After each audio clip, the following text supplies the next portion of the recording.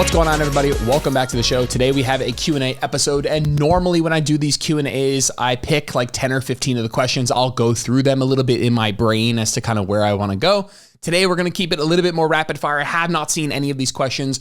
We're going to just go for about 25, 30 minutes, see how many I can get through, a little bit more rapid fire style. So first question, not going to name names, just kind of read the question here, is how long does it take to answer all the Q&As? I appreciate all the content.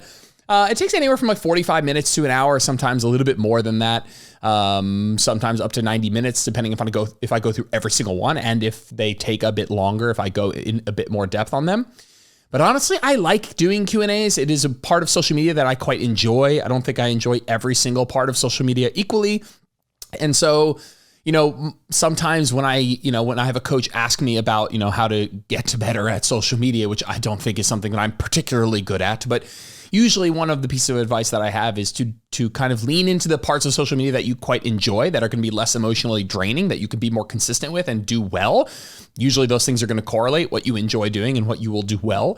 And for me, I like doing Q&As, and for other people, they hate doing Q&As. And so this is something that I like to do. And so it's something that I definitely lean into, and I hope you guys get value from it, whether we're doing it here, podcasting, or on Instagram.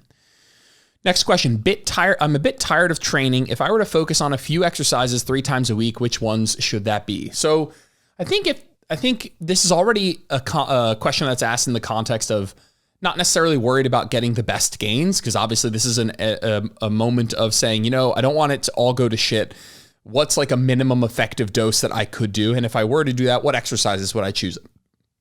I think the like compound exercise versus isolation exercise discussion is a bit dead in hypertrophy. That's not necessarily a whether an exercise is compound or isolation isn't necessarily by itself something I would strongly consider in hypertrophy contexts. There's other things to worry about, to focus on, how complex an exercise is, the resistance profile of that exercise, muscles that are worked, stimulus to fatigue ratio. There are other things that I'd think about in hypertrophy, but in this context, in this like minimum effective dose, I want to still do some training, but I want to decrease how much I'm doing because I'm just a bit out of it.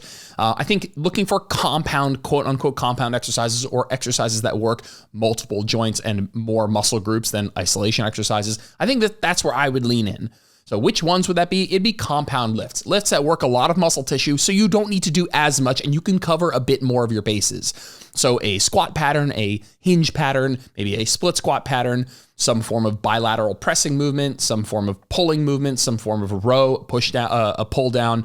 I know that that's a bit vague, and to give you, it's just within those movement patterns, the exercise selection is slightly less important. And so do you need to do a bilateral back squat? Doesn't with a barbell, like not as important as that you're doing some form of squatting pattern at all. However, that's loaded. There's a lot of different ways to go about doing that. So I would do a squat, a hinge, a press, a pull, maybe a lunge, and potentially some form of, again, a horizontal press, maybe a vertical press, and a horizontal pull and a vertical pull. But I would look for exercises that will work a lot of muscle groups at once: a deadlift, an RDL, a squat, a split squat, rows, pull, overhead pulls, overhead presses, horizontal presses, and maybe I would do slightly less single joint movements. So maybe slightly less triceps and biceps, and maybe slightly less leg extension, ham curl, and focus a little bit more on compound lifts.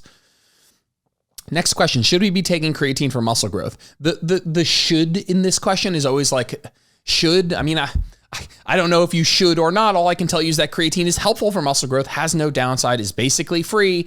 It's also not magic, by the way. Like, I think we talk about creatine like it is magic. Creatine could only be considered magic because it's one of the supplements that actually works. So in a sea of stuff that probably doesn't do shit, it is something that actually works. And so it is kind of like this magical thing, but in the context of all the things that lead to muscle growth and strength increases and performance increases, whether you take creatine or not is not a needle mover. I promise. It really is not. It's not going to drastically change your strength and performance, your hypertrophy outcomes, but it does definitively help.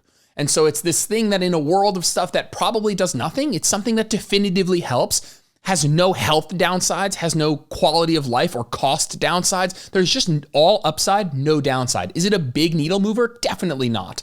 But it's something that, like, I always laugh because it's like if you take any supplement at all, if you're somebody listening to this and I'm like, hey, do you take any supplements? And you take anything, but you don't take creatine, to me, that doesn't make a whole lot of sense, because if you're going to take any supplement that helps at all, you start with creatine. It's like the most well-researched supplement in existence. So should you? I think you should be taking creatine if muscle growth is your goal, but you're also not missing out a ton. I just think that there's just no reason not to. That's all. No really good, compelling reason not to. Next question. If I have no room for a functional trainer, is a single pulley tower a good investment for a home gym? Absolutely yes. 100% yes. Seriously. A lot of the stuff that we do bilaterally with a functional trainer, whether that's, facing away cable curls or these cross cable extensions or these behind the back lateral raises, and I'm naming a lot that I use in my programming, inline cable front raises.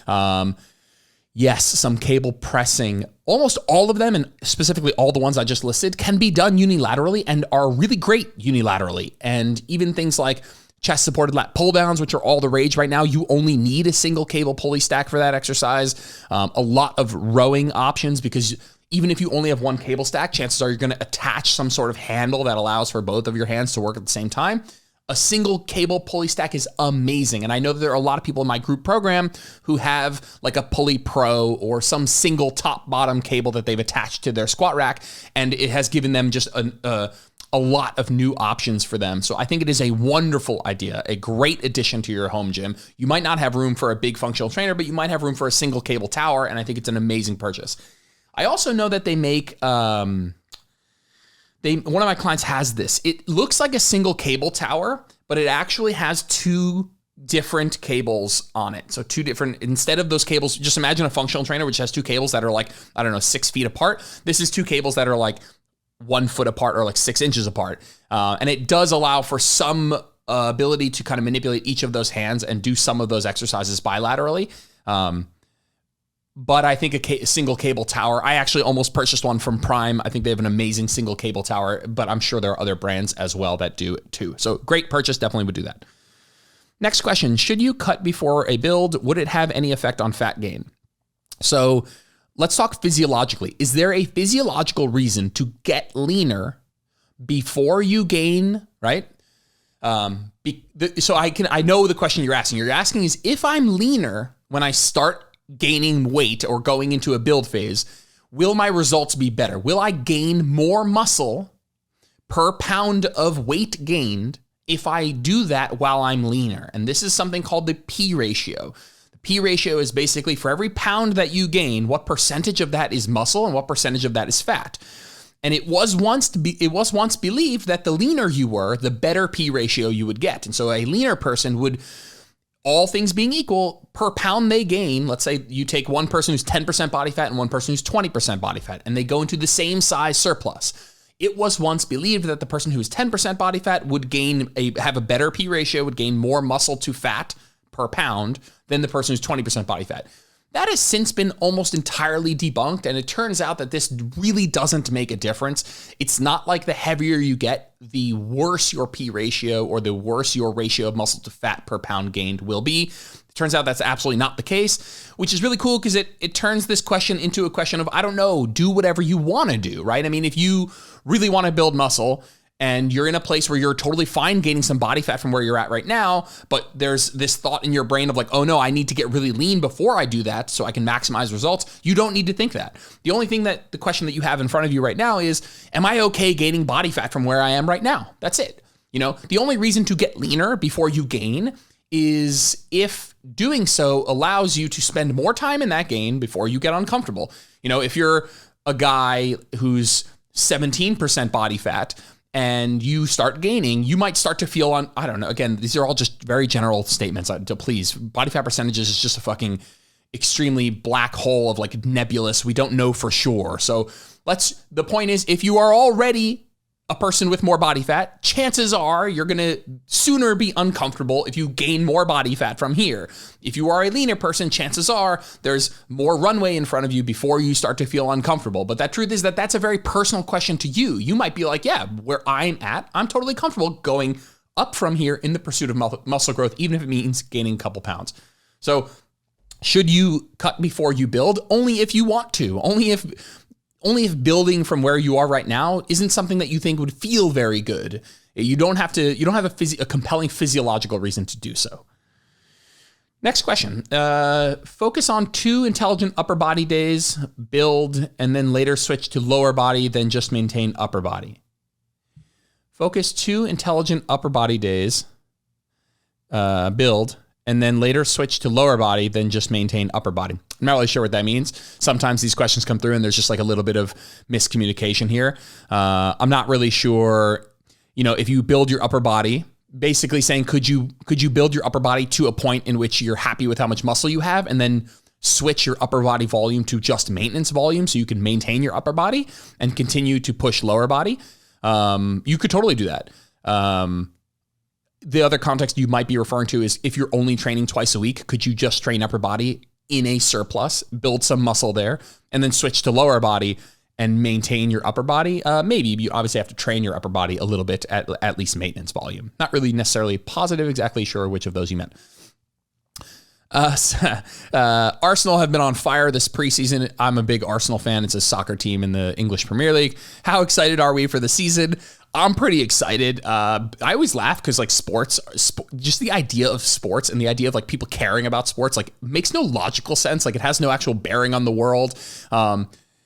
But I'm a big soccer fan and big Arsenal fan, and I really do enjoy it. It's something that I do with my friends, and we watch the games, and it's definitely a way to just enhances my life socially in that way. I'm really excited for the season. As always, I don't know like how many of the people listening to this, either give a shit or have any idea about soccer, but soccer fans are just like, I would say just like every other fan that gets like overly optimistic for no good reason. Like I'm overly optimistic again. I think we're going to do great. I'm always in this state, and I'm ready to get hurt again is the mentality here. So I think we're going to do awesome, but I'm ready to get hurt again. Michelle, I said I wasn't going to say names. Well, all right. Asks, what Harry Potter character are you? Wow.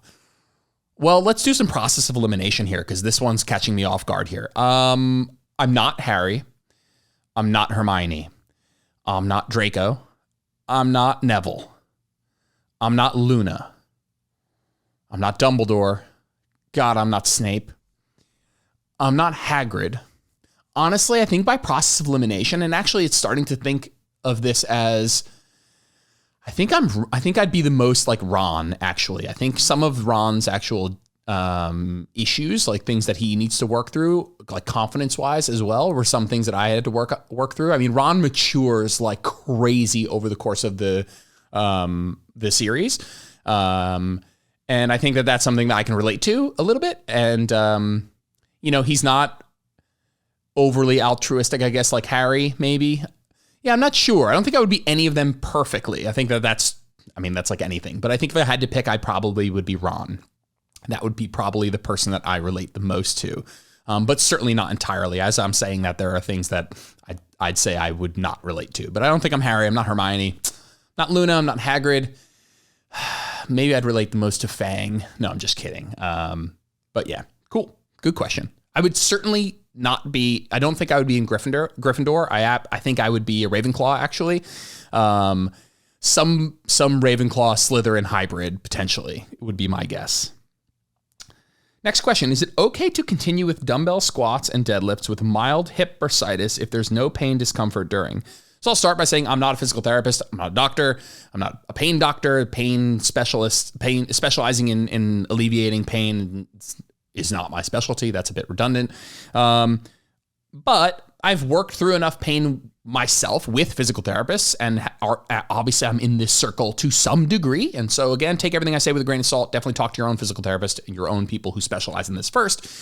But my inkling would be that if there's no pain and discomfort currently, that we can't be sure that what you're doing is something bad long-term. And so if you're doing something with no pain currently, chances are that's really good. And you can build strength in that range of motion in this movement. And so my gut would say, absolutely, yes, it's okay to continue with this.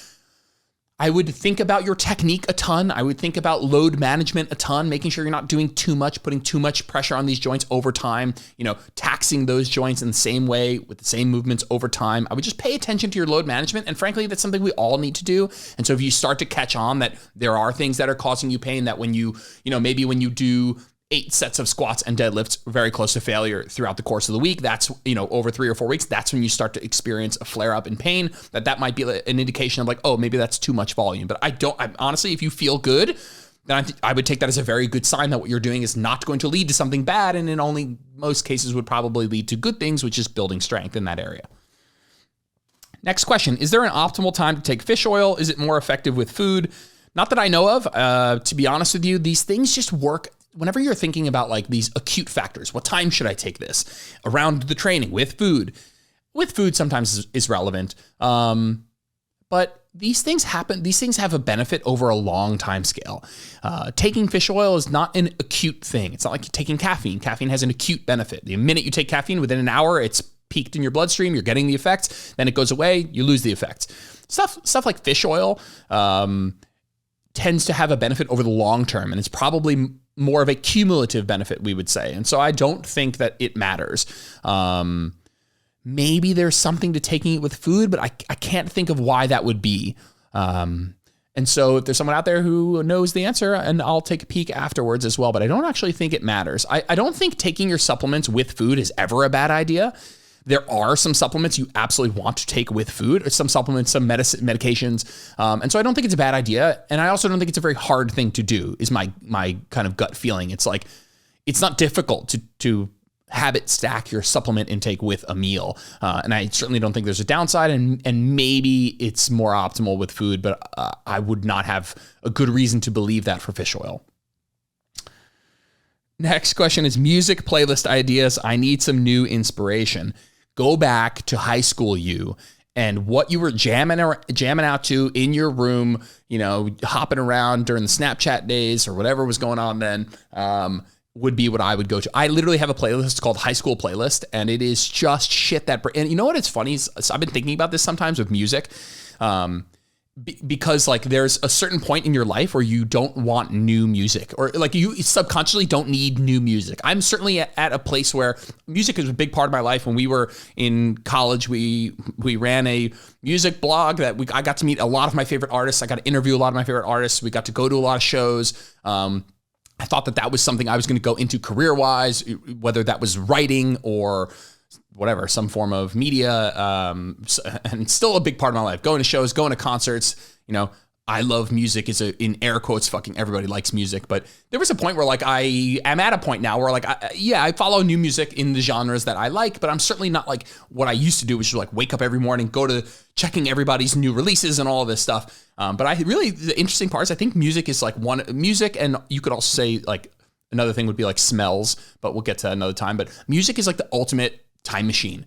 Like people like music that makes them travel back to a different place when they felt a certain way. And I think that's so fascinating because my dad could listen to, whatever it is, the Rolling Stones and some of the stuff that he grew up listening to, and it travels him back to those moments when he first heard it, and we all have that music, whether it's music that you like objectively, like I could hear a new song that I really like because I like the archetype of the song. I literally just like the song, but it won't make me feel the same as a song that is very similar, but I heard first when I was 15. There's a connection to those songs for sure. And so for me, I go back in time. If I need inspiration, I go back in time. I pick songs that just like bring me back to a place where, I felt a certain way. And it's very subconscious. You're not like actively thinking about this. So I would go back and find the stuff that you loved when you were younger. For me, that stuff always gets me hyped. For me, honestly, that's like stuff like Yellow Card and some of the more punk rock, 90s and early 2000s stuff absolutely gets me going for sure in a non-creepy way. Next question is, I can't develop upper chest. Which exercises do I recommend? You meaning you're having a difficulty developing the upper chest, and which should you do to develop the upper chest? Upper chest exercises, it's called your clavicular pec. It's one of the 3 divisions of the pec. It's the one that attaches to the clavicle. And basically you'll want to do dumbbell pressing on an incline, something like a 30-ish degree incline, not much higher than that, as it seems 40 to 60 degrees tends to be slightly better for front delts. But the cool part is anywhere from 30 to 60 degrees is going to hit the clavicular pec really well. The higher you go, the more front delt you'll get, and it will just kind of blend the gradient towards more front delt. But you need to do incline dumbbell pressing is a really, really great. You want to make sure that when you're doing that incline pressing, your elbows aren't flared all the way out. Again, for those of you guys watching on YouTube, you can see you don't want your elbows flared all the way out. To work the clavicular upper portion of the chest, you're going to want a more adducted, which just means arm slightly closer to the torso, elbow more tucked position. And as you press up, you're going to want to press up and over the clavicle and make sure you're finishing that rep with your arm and the dumbbell kind of in line with your clavicle if you're looking from the side. You can also do some incline or clavicular cable pressing, which is something you'll see on my story. Funny enough, I'm literally going to post it when I'm done recording this podcast. It's something I've been doing lately as I'm also trying to build that portion of the pec.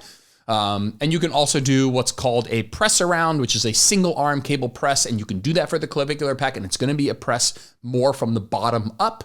And so again, essentially, if you're trying to work the upper portion of your pecs, chances are incline dumbbell pressing, incline cable pressing, or clavicular cable pressing, and keeping your elbow tighter to the torso is going to line things up a bit better for those for that division. Next question: thoughts on THC seems to make running more bearable. Thoughts on THC is its own podcast entirely, and I'm not going to dive too deep into that. Seems to make running more bearable. I don't know much about. I was going to say I don't know much about either of those topics. What I mean is that I don't consume much THC, and I don't go for a lot of just arbitrary, I'm going to go for a run. That's not necessarily, doing both of them is not something that I have a lot of experience with. If it's making running more bearable, what I would say is there's no downside in adaptations. It's not like you're taking THC and it's blunting the adaptations that you get from the running, cardiovascular adaptations, muscular endurance adaptations. It's certainly not doing that. And so if it's making it more bearable for you, then physiologically speaking, there's no downside. I don't know if I'm advising that, but I don't think that there's a downside in terms of adaptations. That's for sure. Next question: supinated grip in tricep pushdown, is that effective? Just remember that whether or not supinated would be an underhand grip. Just remember the triceps don't attach to the forearm in any spot. And so your forearm position is not changing the orientation, not changing the length of the triceps, any of the triceps in any way at all. And so what grip you use is, technically speaking, by itself irrelevant. And this goes for a lot of things. When you're doing a row, people should I row with it palms down, neutral grip, palms up. The grip you use, none of the muscles on your back attach to your forearm. And so what your wrist is doing, what your forearm is doing, is not affecting the length of those muscles. However, when it comes to grip, pronated, supinated, neutral grip, it tends to correlate with a certain arm path that does matter. And so, for example, for the lats, we want, often we will say, hey, use a neutral grip for the lats. Why would we say that if the lats don't attach to the forearm? Who gives a shit what angle your wrist and forearm is on? It's because when you use a neutral grip, you're going to more likely keep your elbow. I mean, if you guys are thinking about this, if you have a neutral grip, chances are you're also going to tuck your elbows a little bit. To have a neutral grip and flare your elbows is mega uncomfortable. And so for lats, we want the elbows tight to the torso. We want the arms tight to the torso. And the grip that's likely going to encourage that the most is a neutral grip. And so they're more indirectly correlated. And so if you want to work your upper back, you're going to want your elbows a bit more flared up or abducted up off the body. What grip makes that elbow flared arm path the most comfortable, the most likely? A pronated palms down grip, or at least a grip that matches that arm path. And so grip doesn't actually make a difference. You could do lat work with the palms down. It would be possible, totally. Same thing with this tricep question, where you having an underhand grip doesn't tell me anything about whether or not you've, enhanced the benefit of a tricep exercise. And so, for triceps, I care more about your shoulder position, your elbow position, what exercises you're choosing, how you're doing them. Underhand grip might make certain exercises getting into certain positions more comfortable. So one of the ones that I can think of is an overhead tricep extension. Sometimes using an underhand grip allows for the position you want to get into to be a bit more comfortable. And so this is more of a question of, if I adopt this grip, what is going to be most comfortable for me in terms of arm path execution? And so as far as using a supinated grip in tricep pushdown, I don't think that makes much of a difference. I don't think I would do a traditional tricep pushdown almost ever, not because it's bad, just because you probably have have better options that are very easy to do than a traditional tricep bar push down. It's probably, automatically, if you have a cable, I would rather you do a single arm tricep extension with the arm or elbow up off the body, like a single arm cross cable extension. So hopefully that helps. Why do people hate front dumbbell raise so much and call it a shitty and dumb exercise? Wow, some people are mean. I don't know. I think that I don't think it is a shitty and dumb exercise, but if I had to put myself in their shoes, I might say that it is an exercise that's only hard in the short position. And it's only hard at the top, right? At the bottom of a front raise, when your arm is straight down, there's no tension. That's when the muscle is more lengthened, and usually you'd want a bit more tension there. That might be a critique, but I think that that's still just kind of in context. It matters because there's going to be times when that's something that you want. And so calling it a bad exercise without context, I think, is misguided and probably not helpful for the average person. I think everything you can do with a front dumbbell raise, you could do probably better with a cable, but I still, right now, literally in my group programming at home, we are doing a chest supported dumbbell front raise. And I think it's a fine exercise. Dude, if you want to train the front delts, you have pressing and you have raising. And I think if you are already doing some work in the lengthened position with some well-designed presses for the front delts, you still want more front delt volume, chances are doing some sort of raise is going to be a good idea. Is it the absolute perfect hypertrophy exercise if you had to do only one exercise? No, but you're not only doing one exercise and you don't have every piece of equipment in the world. And so, yeah, I don't think it's a bad exercise. I think it's about looking at things in context. Things have pros and cons given certain contexts, and good programming is going to take all of that into account. Next question, what's your rest recommendations for between sets? For hypertrophy, I'm guessing. Here's the deal. So I'm going to steal this from Renaissance periodization. This is not my 4-factor model is what they call it, but this is the thing that I would want most of you guys to start to understand, and then I'll give you a general recommendation. The goal of sets for hypertrophy is to take the target muscle close to failure in more than 5 reps on average, right? So you want to bring the target muscle, not something else, target muscle close to failure, and you probably want to do more than 5 reps to accumulate enough high quality volume. And so you want to rest long enough to make that possible. Generally speaking, you want to rest long enough for your sets to be high quality. Now, what does that mean? You want to rest long enough to check 4 boxes. Number 1, that your cardiovascular system will not be the limiting factor in the next set. And so if you did a set of back squats, resting 30 seconds, you're still going to be huffing and puffing. Your heart rate's still going to be super high. And if you go into another set of back squats, chances are your cardiovascular system and not the target musculature will be the limiting factor. That's box number 1. Don't let your cardio be the limiting factor. Number 2 would be synergist muscles. Don't let synergist muscles be the limiting factor. And so you might do a set of back squats and you think, okay, my cardiovascular system is ready to go. I should go now. But maybe your lower back needs another minute. Maybe your core needs another minute. Maybe some of those muscles aren't ready just yet. And so you need to rest long enough for those synergist muscles to come back to baseline so they are not the limiting factor in your next set. Then you need to rest long enough for the target muscle to actually recover enough to do at least 5 reps. And that one is usually the shortest time scale, I'd say. And so that one's almost not ever going to be a consideration because the other ones are going to take longer. And so if you rest long enough for those other ones, then you'll also be resting long enough for the target muscle to recover enough to do 5 reps. And the last one is not a bit vague, but you want to rest long enough for your nervous system. I would call this your general state of readiness. If you do a hard set of back squats or RDLs, it's going to take you a couple minutes to genuinely feel ready to attack that weight again. Generally feel ready to do another high quality, strong set. Like I'm thinking of a hard set of leg presses. If you catch me at the end of a hard set of leg presses, and it's funny, leg press is actually a high stability exercise, not actually the most neurologically or cardiovascularly fatiguing, but is the one that came to my head. If you're done with a really hard set of leg presses, you went hard, close to failure, it's a grueling set. It can be. I'm not ready to do that again emotionally. My nervous system, my drive to perform well, my drive to do something hard again is not ready for a couple of minutes. And so you need to rest long enough to make your cardiovascular system not the limiting factor. Rest long enough so that your synergist muscles are not the limiting factor. Rest long enough that the muscle you're trying to actually take close to failure can do another at least 5 good reps, and rest long enough that you feel strong again and ready to attack the weight.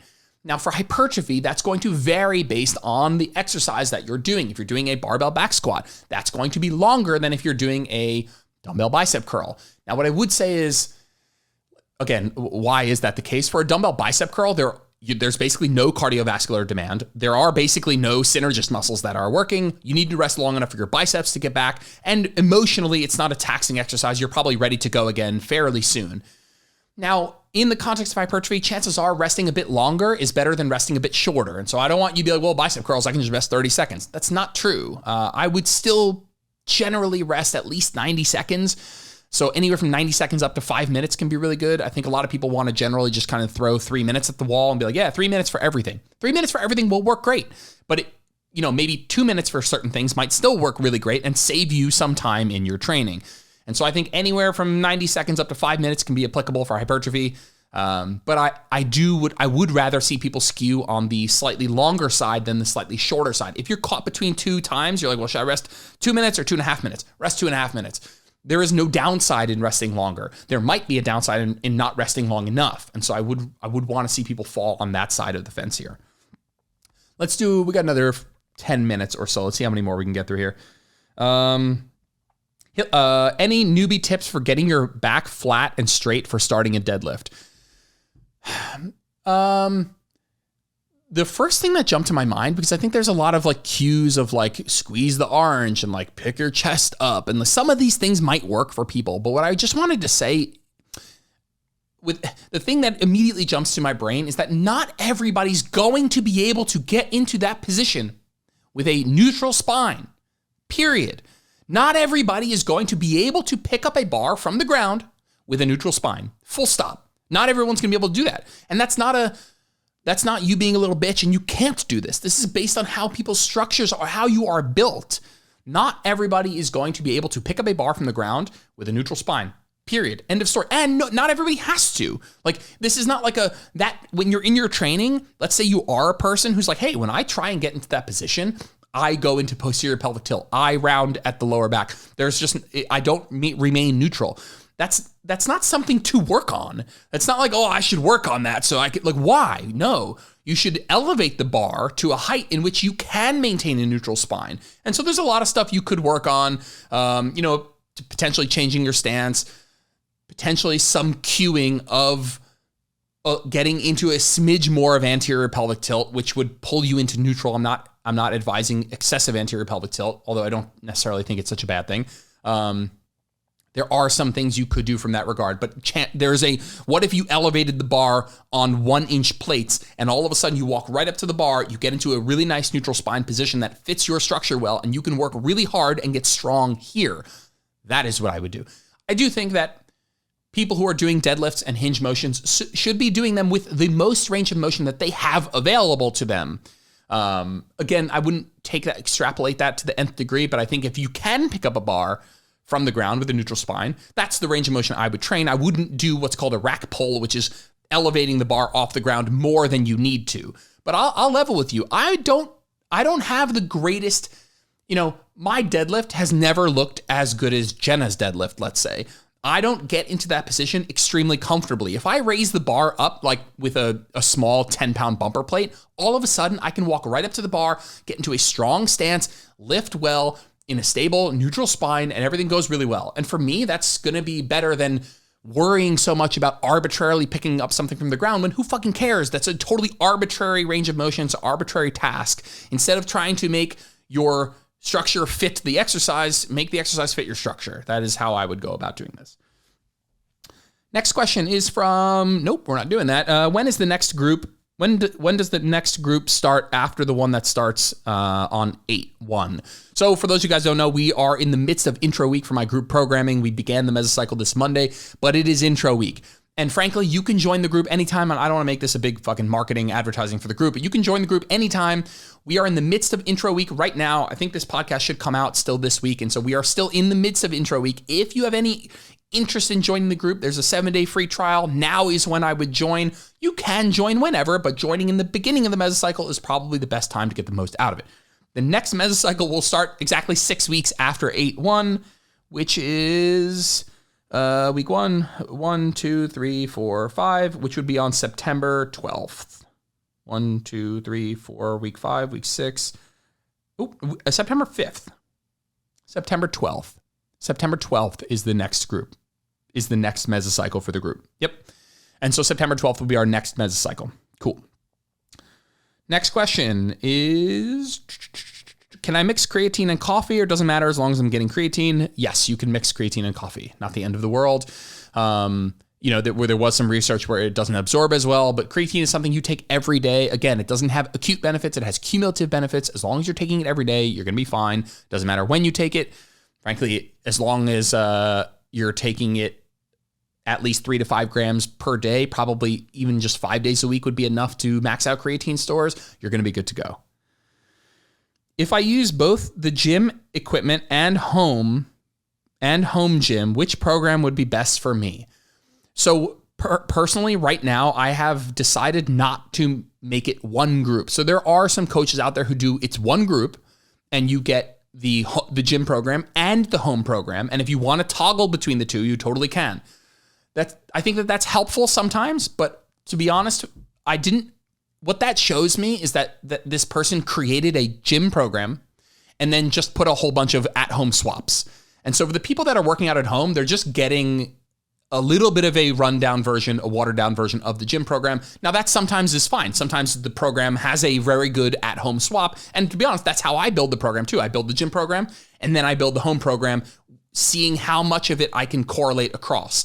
But they're not exactly the same. There are times I deviate, and instead of doing an exercise for the iliac lat like we're doing in the gym program, we do an exercise for a different portion of the lat, because the swap that you would do, I don't think is a high quality enough exercise.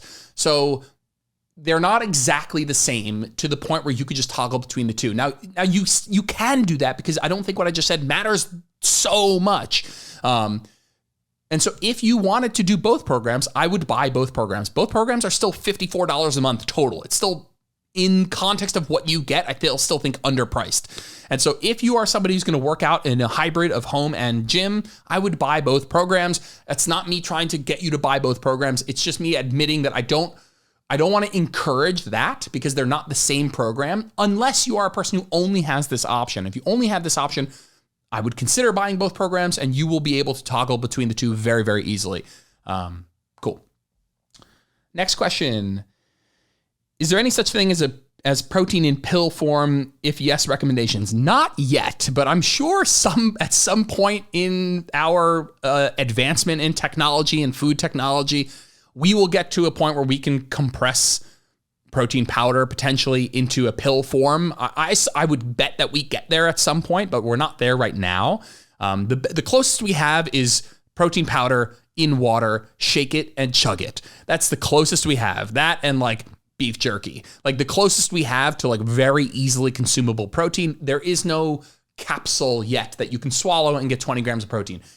I think when we get there, that's going to be fantastic. I think it's going to be an amazing development in just like human technology, nutritional technology. That's going to be awesome. We're not there yet. The closest thing we have is protein powder that you mix in water and you chug, which I think is its own modern marvel, frankly. And so we don't, but I'll alert you when we do. Can I mix the creatine with protein shake? Yes, absolutely. That is a very easy way to just make sure you're getting it in whenever you have a shake. If volume is equated, is there any difference between a free and Smith squat for hypertrophy? A free barbell squat and a Smith squat, if volume is equated, like if you're doing the same sets and reps and proximity to failure, is there a difference in hypertrophy? Yeah, probably a little bit. And assuming your technique is the same, I think a Smith squat is massively underrated. Frankly, I think the stability of the Smith machine is massively underrated. I don't think there will be a big difference, by the way. I don't think there will be a big difference. And so I think that you could toggle between these two. You could pick which one that you think you perform best. And you might use the Smith squat later in a session due to the low external stability requirements, meaning you don't need to do as much of the stability. The machine does the stability for you. And so you could use that later in a session. I wouldn't barbell back squat at the end of a session due to the higher neurological complexity. It takes more coordination, more technique. It's a more technique heavy movement. I really don't think there's that big of a difference for hypertrophy. I don't. For sport specific or specific strength, if you're a powerlifter and you need to free squat, then I think strength is more specific. You need to do the thing you want to be stronger at to get stronger at that thing. For hypertrophy, I think it matters a bit less. Next question is, I'm not training to program RIR, coming back from injury, still beneficial or superfluous until fully healed? Not superfluous. Couple of things. One, we keep finding out that the threshold for adaptations is lower and lower than we thought. And so you might not be training to program RIR, but if you're even remotely close, then you still might be getting benefits. A little bit less benefit, but still getting benefit. And depending on your injury, going through the motions and stimulating blood flow in those movements, starting to build some strength, even if it's at a low RIR, low RPE, whatever, is beneficial, like 100%. And so my example would be my ankle right now. I'm coming back from injury in my ankle. And doing leg training and putting the ankle through some work specifically is actually necessary. It's exactly what I need to be doing to actually get stronger, get myself back. And so it depends how far away you are from failure, but long story short, I don't think it's superfluous. I do think it's beneficial. The range of benefits, is different depending on how close you are going to failure, how close you are to the program RIR. If you were doing it with 1 pound dumbbells and at a 50 RIR, then yeah, probably not beneficial outside of like blood flow benefits. But if you're at like a 4, 5, 6 RIR, and then I still think that there's some reason to do so. I think there's some reason to do so anyway, but probably still some actual benefit there. Next question, 10K calories for 14 days. How long to get back to normal weight? You had 10,000 calories every day for 14 days. How long to get back to normal weight? I'm not dismissing the question. I'm just not really sure the practical application of this. Even if you actually did this, I don't think there's a practical application to answering the question, because outside of just meeting that need to kind of know what's going to happen and when, if you ate 10,000 calories every day for 14 days, let's say your maintenance calories was 3,000. That means you would have gained 2 pounds per day. You'd be up 28 pounds. Now, these are all super rough back of the envelope math. It's not this simple math, but let's say you gain 25 pounds doing this, right? 10K calories, you'd be in 7K calories, 7,000 calorie surplus every day, which would be a 2 pound gain times 14, 28 pounds. How long before you get back to normal weight? It would depend what you're doing over the course of that time. Are you eating nothing? Are you eating maintenance? Are you eating surplus? Are you eating a smaller surplus? Are you eating in a deficit? How big of a deficit? How much are you moving? So I really don't know. Not really sure the practical application there. The truth is if you get, like, a very general statement is, if you've gained weight, I'm not saying it's needless to worry about how long it will take, but you have to do the same thing. You have to get yourself into a calorie deficit one way or another through a combination of nutrition and movement. And so you just need to do that anyway. So I'm just going to let you guys know my battery is running out on the camera. When it runs out, I'm just going to end the episode. We're going to call it there, but we got another couple minutes, so I'll do as much as I can. And if it shuts off, then we're done. Literally just ordered a power cable for this, so that doesn't happen, but it's on the way and not here yet. Next question, difference between sitting and standing calf raises for hypertrophy. Yeah, really simply put, if your calf basically is comprised of 2 muscles that we are looking at, the soleus and the gastroc. The gastroc crosses the knee joint. And so if you bend at the knee, you are shortening that muscle. And if you are doing a straight leg calf raise, you are lengthening that muscle a bit more. And I would say that the soleus is going to get hit either way. And so I would almost exclusively do standing calf raises, just because that means you're going to be training the gastroc in a bit more of a lengthened position, which is probably better for hypertrophy. And since we don't want to be spending a fuck ton of time doing calf raises, we might as well pick the best bang for our buck exercises, which is going to be training those muscles in a more lengthened position, or at least the gastroc in a more lengthened position. And so when your knee is bent, you are training the gastroc in a more short position, which probably head-to-head, volume per volume, is going to be less hypertrophic than training it in a lengthened or straight leg position. And so generally, I'm going to pick straight leg exercises, just because chances are your program's not going to have, more than 2 calf raise exercises. In my context, probably not ever more than 1. And so if we're just going to pick one exercise, I'm going to be doing it with a straight leg, because that's going to train the gastroc in a more lengthened position, which is what we want. Or which is what's head-to-head, if you had to pick one exercise, better for hypertrophy.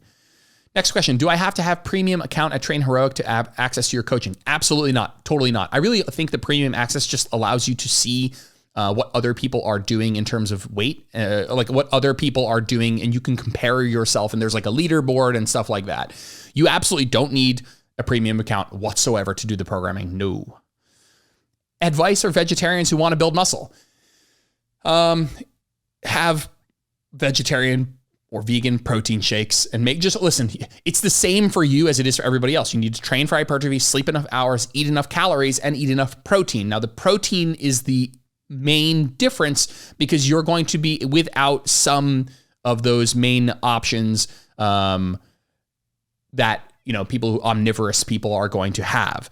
And so my advice for you is to just focus on your protein intake and utilize supplementation to get there. A lot of people, I'm not even going to reference the documentary, but when it came out and they were looking at all these vegetarian athletes or vegan athletes, a lot of them use a ton of protein supplementation, which I think is actually a good idea, not to use a ton. First of all, I actually don't think there's anything bad with using a ton. What I mean is that don't be afraid to lean into having a large shake per day to get ahead of a big chunk of your protein requirements for the day. I think that is the biggest piece of advice. There's no difference in training and physiology in terms of like the way you need to train or anything like that, the way you need to sleep, what kind of programming. You just need to make sure you're getting enough protein, which is going to be slightly harder because you have a reduced amount of options. And so lean into the options that you have. And I would highly recommend a vegetarian or vegan protein source. If you're a vegetarian, egg white protein can be great. If you're a vegan, there's a million. Legion has a good one. There's honestly, vegetarian and vegan protein is excellent. In the real world, when we're talking about like solid protein sources, yes, lots of plant protein sources are suboptimal. They're not complete protein sources. They lack a key amino acid, leucine. But protein powder companies they know this, and they've made a protein powder that is a complete protein, has enough leucine, and is going to do the job just as well as whey protein. It might not taste as good. It might be a little grittier, but it does the job. And so if you're a vegetarian, you need protein. Make sure you are doing that one way or another, but one of the ways I would do is leaning into using a supplement like a vegan or vegetarian protein shake. When is your JLIPS fitness merch coming out? This is something that I've been but I've struggled with, because what I want is I've already designed the shirts for the groups, for just my brand in general, but I can't do it through like custom ink or anything like that. I need to have somebody who will take care of distribution as well. I'm not mailing this stuff out. And so right now what I'm looking for is a company that will take the design and open up a shop and do all of the distribution and shipping, and obviously take a cut for that, but I don't want to be doing any of that stuff. So I'm working on figuring out what is the best company for that. Do I program chest flies, or are press arounds a better option for hypertrophy? Here's the deal. Press arounds, anatomically speaking, are a better option than a chest fly because they keep the arm tighter to the torso. Further the arm gets from the torso, a little bit worse leverage for the pecs to contribute. So a pec fly, where the arm goes very far away from the torso, is going to be a slightly worse option than a press around, which keeps the arm tight to the torso.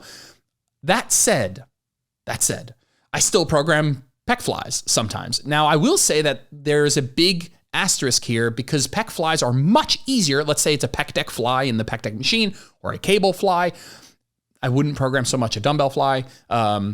They're much easier to execute than a press around. Now, that might be taking an easy way out and being like, hey, we're going to, why not teach people the press around if it's better? That's true. I do teach people the press around. I teach my one-on-one clients the press around. But even then, it is a technique that most people will find difficult. And a pec deck is a bit more of a plug and play. And when we design a machine, like I'm sure we will at some point, that is optimal for the press around, I will jump right in with both feet. And I will do press arounds in my programming because I don't mind spending weeks and months trying to get the technique right. But it is certainly a more difficult technique. And I don't know if that juice is worth the squeeze for most people to really struggle with. Listen, you can hear it in my voice. It's something that I struggle with, where it's a slightly better option, not going to be like a high magnitude of difference. And it's a much more difficult technique. And I've had experiences where people have been frustrated thinking like, well, even when they're doing it right, I don't feel it, doesn't feel right. And so it's just a more difficult technique. And so we have to weigh the balance of how plug and play is this exercise versus how much more benefit are we getting? And that's going to come down to the individual. How much appetite do you have to work on this technique for a marginal benefit? If you have that appetite, let's fucking go for it. But I also don't think it's a big deal if you're like, man, I don't really want to fuss around with that too much. And a pec fly has always given me a really good stimulus, so I'll stick with that. I think that's a fine rationale as well. Next question. Do you and Jenna have dinner time rules? Example, no phones.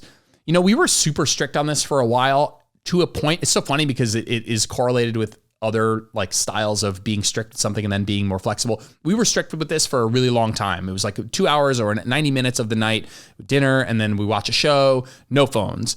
But I think we did it for long enough to really get out of the habit of touching our phones during that time. And now if it happens, usually both of us know that we're not really supposed to be doing that.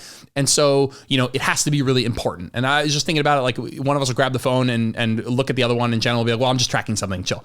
Or, it's some really important thing that can't wait, and think that those are both fine. But we do have rules of, it used to be a very conscious rule, and I think now it has become subconscious, which is like one of those things where it's like starting off being like very conscious and a bit more strict about something might lead over the long term to it becoming a bit more subconscious. And I think that that's totally happened with us. We also have a rule of usually no phones when we go out for a walk with Callie, so that we're all together as a family. And again, the only time that you would break that rule is if it's something super, super important, and we would communicate that to each other. But I love this question, and I think that that's a really good idea. I fucking live on my phone, as you guys know, and so it's really easy for me to be like always having one foot in that pool and always like kind of not ever being 100% present. It'd be very easy for me to slip into that space, and so this is something that's helped. Next question. Do you do nutrition coaching on its own or just nutrition and training? I will only do the nutrition only side if you are in my group programming. I want to be doing both, and whether both means you're in my group program and we're doing nutrition one-on-one on the side, or I'm taking on the one-on-one programming and nutrition all together, that's great. Listen, I understand that that's not how everybody might work, but it's just put it very simply. That is what I want to be doing. I'm very interested in the training side as well, and very interested in doing both of them synergistically. It can be a bit, not always, but it can be a bit difficult when you're dealing with two different people. If you have a coach for training and you have me for nutrition, like we do need to be on the same page. And that's not so hard to do, but sometimes it's a bit, there's a bit of a disconnect there. And so just to keep it super simple, and it's something that I enjoy doing. So it's not even like, I'm not even saying you can't do this because the results would be worse, but it's something I want to do. And so that's just how I would prefer running my business. Do homebodies ever get to do squats, high bar or low bar? Absolutely. Oh my God, yes. Yes, 100%. I think we back squatted last meso. Listen, we can talk a lot of shit about back squatting, it being not optimal for hypertrophy, it having some things that are suboptimal, but if you train at home with mostly free weights, we are going to back squat. So I don't think we're back squatting this meso. I think our lengthened quad work is in a foam roller hack and a split squat variation, but we will sure as shit do back squatting. High bar or low bar is not something I will ever directly program. I will program squatting for quads or squatting for glutes, so a more hip dominant or a more knee dominant squat. And if you want to use a low bar position for the hip dominant squat and a high bar for the quad dominant squat, that's fine. But where the bar goes on your back is not actually changing the benefit, like the bias in terms of muscles. It is changing. It's like the grip thing that we talked about earlier.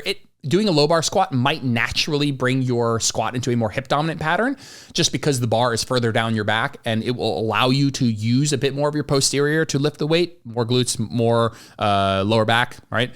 But it doesn't actually change what's going on. Next question. Ooh, we're coming up on an hour here, guys. Really got ahead of myself here with this like 30-minute bullshit, but we're really going ahead here. So we're going to stop at an hour. I can't believe my battery hasn't died. It's like blinking at me, but oh well. Next question. Goal is hypertrophy. Should I add weight to the bar for squats when I can rep out more than 12 reps?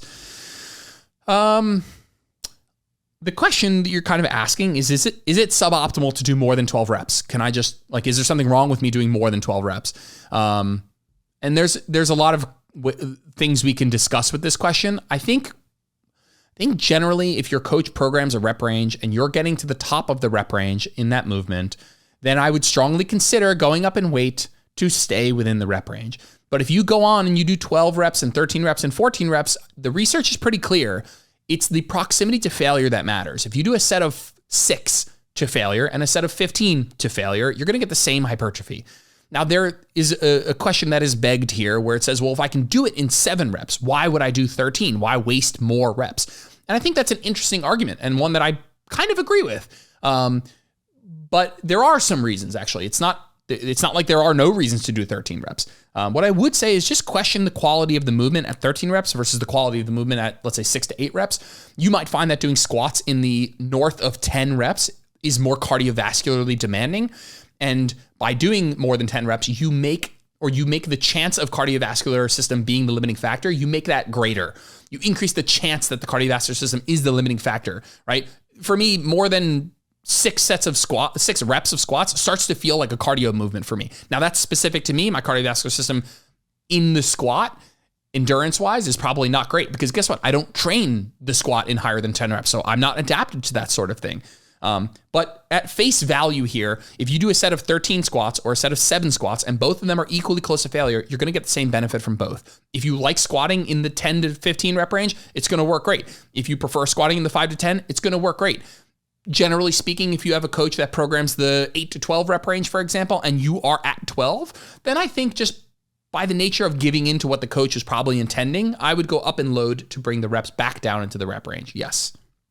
But I don't think net hypertrophy is going to change that much if you do 13 reps or if you do 9 reps, if they're both equally close to failure quality reps, so long as the 13 rep set is not limited by your cardiovascular system, so long as neither of them are limited by cardiovascular system. Cool. Sorry, this is the second part of the question. It said, considering at 12, my form breaks down slightly and I'm doing 3 by 12. I mean, your form is breaking down because you're getting close to failure. It might break down less in a set to failure in the lower rep range, and that is one reason. Because the movement is very technical, maybe you find that higher rep sets, even equally close to failure, tend to lead more to form breakdown. That is totally an anecdote that I would kind of nod along with, but it is not inherent for sure. Often hear that newbies can more easily lose fat, gain muscle at the same time, but what defines a newbie? How much muscle you have, how long you've been training. It's a nondescript, semi-arbitrary term. There's no objective endpoint in which you are not a newbie.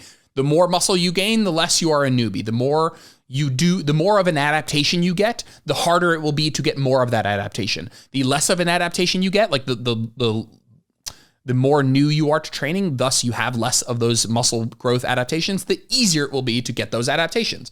The fat loss side of things, not so much from a newbie perspective. The question you're asking is it easier for people who don't have a lot of training experience to build muscle at maintenance? The answer is yes, and that's because the threshold for adaptations is very low because they don't have a lot of those adaptations. The more of those adaptations you get, the higher that threshold for growth and for further adaptations goes.